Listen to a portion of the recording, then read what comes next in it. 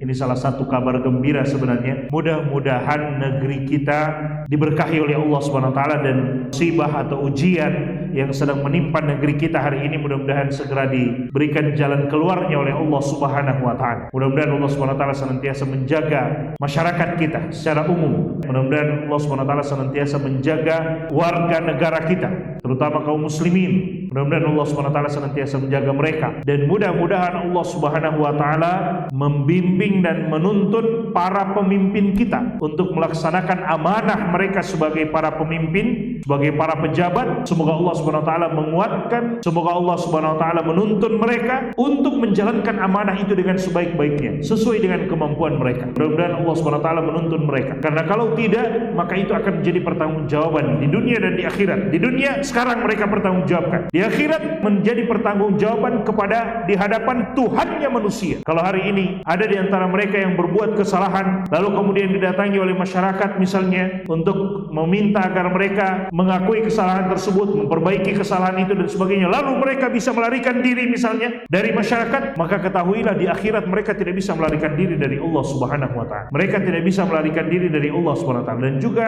kalau kita menginginkan kepemimpinan yang baik, para penguasa yang baik, para pejabat yang baik, kita juga masyarakat harus selalu membenahi diri. Karena para pemimpin itu cerminan dari kita masyarakatnya sebenarnya. Jangan kita terlalu menuntut lebih, kemudian kita sendiri juga tidak mau memperbaiki diri kita. Kita sebagai masyarakat juga harus memperbaiki diri kita. Tidak menyalahkan kepada siapapun, tapi semoga Allah Subhanahu wa taala selalu memberikan yang terbaik masyarakat maupun para penguasa dan pejabat pemimpin. Dan satu kabar gembira, alhamdulillah, kemarin kalau saya tidak salah, pemimpin kita, Pak Presiden kita sudah melakukan pertemuan dengan puluhan para alim ulama dan pimpinan-pimpinan ormas di Indonesia, termasuk Ustadz kita, Ustadz Muhammad Zaitun Rasmin hafizahullah ta'ala, Ustadz Syaibani Mujiono juga hadir pada saat itu, dan para ulama dan pimpinan-pimpinan ormas lainnya. Mudah-mudahan dari hasil pertemuan itu ada satu kebaikan yang bisa Allah Subhanahu wa taala berikan insyaallah untuk negeri kita. Tidak usah terlalu terpancing dan tidak usah terlalu membenarkan yang ini, menyalahkan yang itu, membenarkan yang itu, menyalahkan yang ini. Kita